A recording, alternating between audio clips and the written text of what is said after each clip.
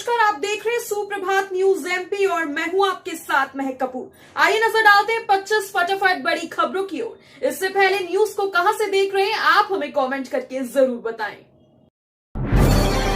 ITI pass विद्यार्थी UG course में ले सकेंगे प्रवेश, मेरिट के आधार पर मिलेगी सीट। 2024-25 सत्र में प्रवेश को लेकर उच्च शिक्षा विभाग ने गाइडलाइन जारी कर दी है। स्नातक प्रथम वर्ष में पात्रता संबंधित दिशा निर्देश भी दिए हैं, जिसमें 12वीं के बाद आईटीआई करने वाले विद्यार्थी भी प्रवेश ले सकेंगे। साथ ही यूजी डिप्लोमा धारक भी प्रवेश प्रक्रिया में हिस्सा ले सकेंगे। आईटीआई और डिप्लोमा में 45 से 50% से ऊपर अंक होना चाहिए।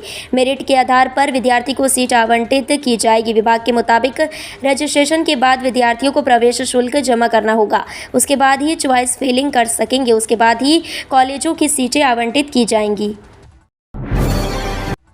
भोपाल में 28 लाख की जनसंख्या, लेकिन केवल 365 बसों का हो रहा संचालन।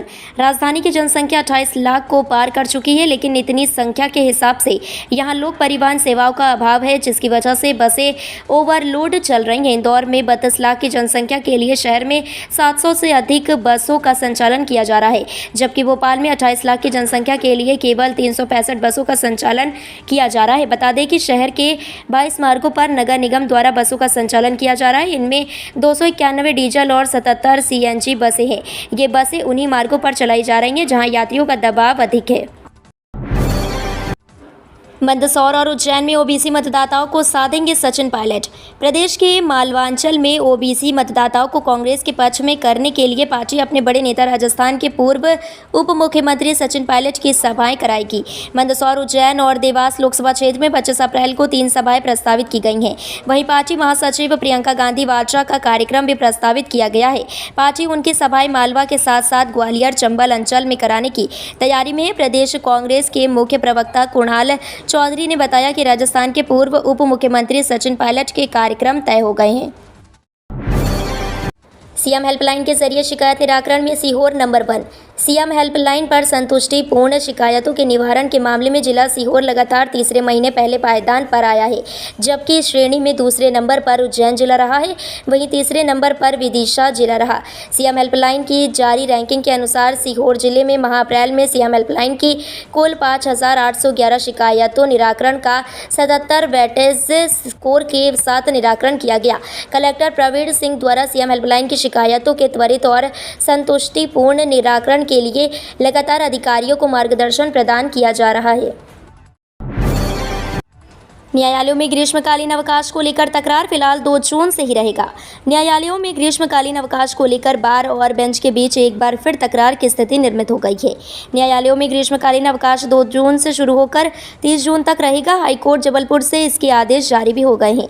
इधर अधिवक्ता मांग कर रहे हैं कि न्यायालयों में ग्रीष्मकालीन अवकाश पहले की तरह 13 मई से 15 जून तक रखा जाए। इंदौर अभिभाषक संघ ने तो साधारण सभा बुलाकर सर्वानुमति से इस संबंध में प्रस्ताव भी पारित कर जबलपुर भेज दिया है। अस्पतालों में अब बिना लाइसेंस के नहीं होगा कैंटीन मेस का संचालन। जिले में संचालित होने वाले अस्पतालों और स्वास्थ्य सेवा संस्थानों में बिना लाइसेंस के कैंटीन और मेस का संचालन नहीं किया जाएगा। इस संबंध में मुख्य चिकित्सा एवं स्वास्थ्य अधिकारी भोपाल डॉक्टर प्रभाकर तिवारी द्वारा जिले के सभी सरकारी और निजी अस्पतालों को पंजीयन एवं लाइसेंस लेने के लिए आदेश जारी किया गया है। उन्होंने बताया कि खाद्य सुरक्षा और मानक अधिनियम 2006 की धारा 31 के अंतर्गत भारतीय खाद्य संरक्षा व मानक प्राधिकरण से यह लाइसेंस एवं पंजीकरण करवाया जाना आवश्यक है। राहुल गांधी की तबीयत बिगड़ी, एमपी का दौरा रद्द। कांग्रेस नेता राहुल गांधी का रविवार को मध्य प्रदेश का दौरा अचानक रद्द कर दिया गया। कांग्रेस के प्रदेश अध्यक्ष जीतू पटवारी ने एक्स पर इसकी जानकारी दी है। अब चुनाव प्रचार का जिम्मा कांग्रेस के राष्ट्रीय अध्यक्ष मल्लिकार्जुन खड़गे संभाले। मध्य प्रदेश के सतना जिले में रविवार को कांग्रेस नेता राहुल गांधी की चुनावी सभा होने वाली थी। कांग्रेस नेता राहुल गांधी लोकसभा चुनाव 2024 में कांग्रेस के स्टार प्रचारक है। राहुल गांधी की तबीयत बिगड़ने के कारण उनके सभी कार्यक्रम रद्द कर दिए गए हैं। अरबिंदो से हरिफाटक ब्रिज तक होगा इंदौर उज्जैन 6 लेन का निर्माण। सिंहासन 2028 को लेकर तैयारियों का दौर लगातार जारी है। आने वाले यात्रियों की सुविधा को देखते हुए बड़े बड़े निर्माण किए जा रहे हैं। इंदौर उज्जैन 4 लेन को भी सिंहासन से पहले 6 लेन में बदल जाने वाला है।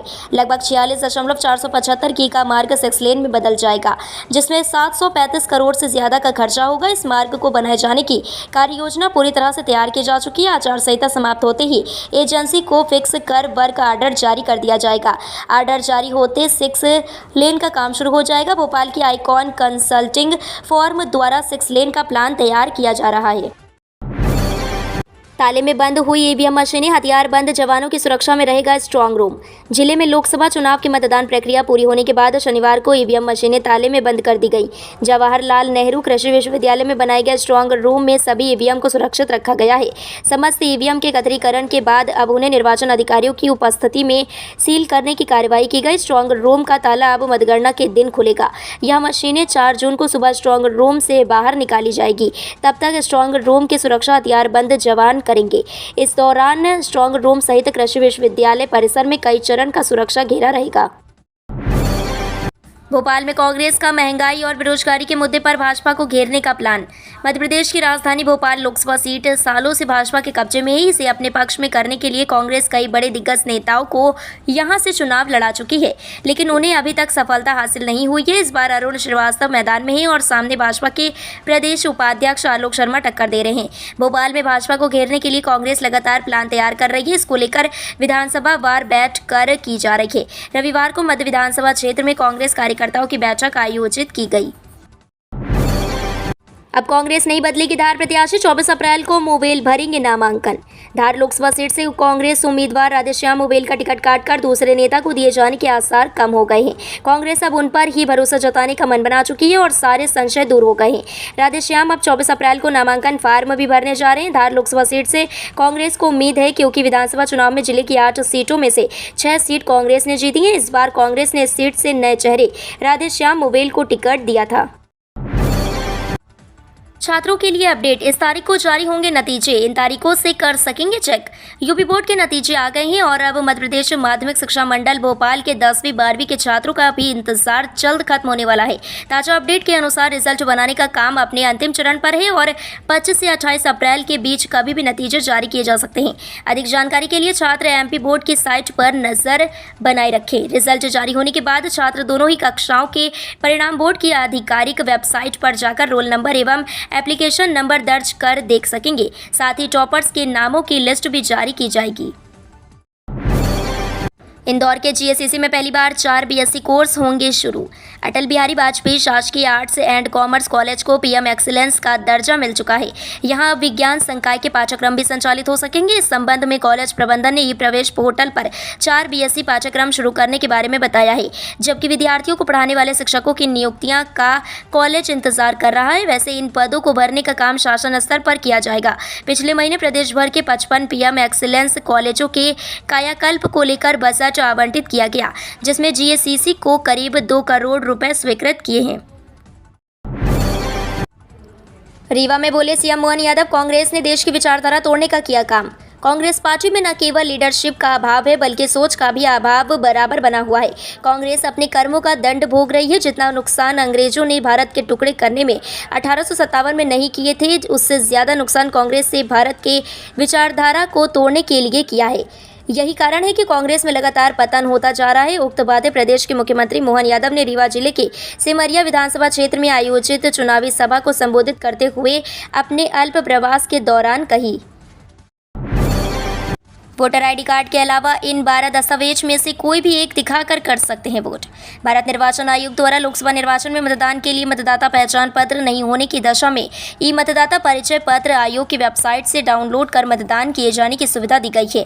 इसके अतिरिक्त 12 प्रकार के वैकल्पिक दस्तावेजों के माध्यम से भी मतदाता अपने मत का उपयोग कर सकते हैं। आयोग द्वारा लोकसभा निर्वाचन 2024 के अंतर्गत मतदान करने के संबंध में मतदाता की पहचान के लिए मतदाता परिचय पत्र के अलावा ई मतदाता परिचय पत्र, आधार कार्ड, मनरेगा job card, bank post office की फोटो सहित पासबुक, श्रम मंत्रालय के अंतर्गत जारी स्वास्थ्य बीमा, smart card, driving licence, PAN card, श्रम मंत्रालय की योजना के अंतर्गत जारी स्मार्ट कार्ड। कलेक्टर एसपी ने मतदान केंद्रों का निरीक्षण किया। चेक पोस्ट एवं स्ट्रांग रूम का किया निरीक्षण। सीहोर कलेक्टर प्रवीण सिंह एवं पुलिस अधीक्षक मयंक अवस्थी ने देवास लोकसभा संसदीय क्षेत्र के अंतर्गत आष्टा विधानसभा क्षेत्र के अनेक मतदान केंद्रों और चेक पोस्ट का औचक निरीक्षण किया। निरीक्षण के दौरान उन्होंने मतदान केंद्रों में व्यवस्थाओं का जायजा लिया। अधिकारियों को मतदान केंद्रों पर निर्वाचन आयोग के निर्देशानुसार सभी आवश्यक सुविधाएं सुनिश्चित कराने के निर्देश दिए। चेक पोस्ट के निरीक्षण के दौरान कलेक्टर प्रवीण सिंह एवं एसपी अवस्थी ने पूरी मुस्तैदी के साथ ड्यूटी कर रहे कर्मचारियों का उत्साहवर्धन भी किया। कॉलेजों को प्रोफाइल अपडेट करने के लिए मिला अंतिम मौका। जीवाजी विश्वविद्यालय से संबद्धता प्राप्त कॉलेजों को प्रोफाइल अपडेट करने के लिए उच्च शिक्षा विभाग ने एक बार फिर से मौका दे दिया है। उच्च शिक्षा विभाग के द्वारा जारी आदेश के अनुसार प्रदेश भर के महाविद्यालय को ई प्रवेश के पोर्टल के माध्यम से कॉलेज की प्रोफाइल अपडेट की जानी थी, जिसके लिए 16 अप्रैल को अंतिम तिथि के रूप में तय किया गया था। लेकिन इसके बावजूद कई महाविद्यालय इस प्रक्रिया का हिस्सा नहीं बन सके थे, जिसमें जीवाजी विश्वविद्यालय के ग्वालियर चंबल संभाग के 20% कॉलेज भी शामिल हैं। इससे ध्यान में रखते हुए उच्च शिक्षा विभाग ने एक बार फिर प्रोफाइल अपडेट करने का मौका दिया है। अपने झंडे से भगवा रंग हटाकर दिखाएं कांग्रेस। दूरदर्शन लोगो विवाद पर बोले सीएम मोहन यादव। दूरदर्शन के लोगो का रंग बदल जाने को लेकर विरोध जारी है। कांग्रेस पार्टी के साथ साथ अन्य विपक्षी दलों ने भी केंद्र सरकार पर दूरदर्शन के भगवाकरण करने का आरोप लगाया है, जिसे लेकर मध्य प्रदेश के मुख्यमंत्री मोहन यादव ने कांग्रेस पर निशाना साधते हुए कहा कि अगर उन्हें भगवा रंग को लेकर विरोध है तो वो अपने झंडे में भगवा रंग को हटा दें। मुख्यमंत्री मोहन यादव ने कहा कि मुझे कांग्रेस और वामपंथी की सोच पर शर्म आती है, वहीं उनकी इस सोच को लेकर नाराजगी भी है। सीएम ने कहा कि कांग्रेस को अब भगवा रंग के ऊपर भी आपत्ति है। कागजों में हो रहा कचरा निष्पादन। ग्वालियर लैंडफिल साइट पर बना पहाड़। एक समय पर देश भर की तीसरी और मध्य प्रदेश की पहली लैंडफिल साइट का तमगा पाने वाली केदारपुर लैंडफिल साइट अब रहस्य बन चुकी है। लैंडफिल साइट एक ऐसा रहस्य बन चुका है जिसे नगर निगम पिछले 16 साल में नहीं सुलझा सकी। इस बीच 2 बड़ी कंपनियां लैंडफिल साइट का संचालन करने भी आई, लेकिन वह ठीक तरीके से संचालन कर पाती उससे पहले ही भागने को मजबूर हो गई। इको ग्रीन कंपनी तो अपना करोड़ों रुपयों की मशीनरी और वाहन तक छोड़ गई। इसके बाद भी लैंडफिल साइट पर कचरा निष्पादन के स्थान पर दिनों दिन बढ़ता गया और आज कचरे का पहाड़ बन चुका है। 4 माह भी शुरू नहीं हो पाई इंदौर अयोध्या बस। दिसंबर से अब तक 3 बार जारी हो चुके टेंडर। अयोध्या में राम मंदिर बनकर तैयार हो चुका है। देश भर से हर दिन हजारों संख्या में श्रद्धालु यहां पहुंच रहे हैं, लेकिन इंदौर से सीधे अयोध्या जाने के लिए महज एक ट्रेन ही उपलब्ध है। AICTSL द्वारा गत वर्ष दिसंबर माह में इंदौर से अयोध्या के लिए बस सेवा शुरू करने के लिए टेंडर जारी किए गए थे, लेकिन आज तक बस सेवा शुरू नहीं हो पाई है। 3 बार टेंडर जारी करने के बाद भी बस ऑपरेटर टेंडर प्रक्रिया में शामिल नहीं हुए।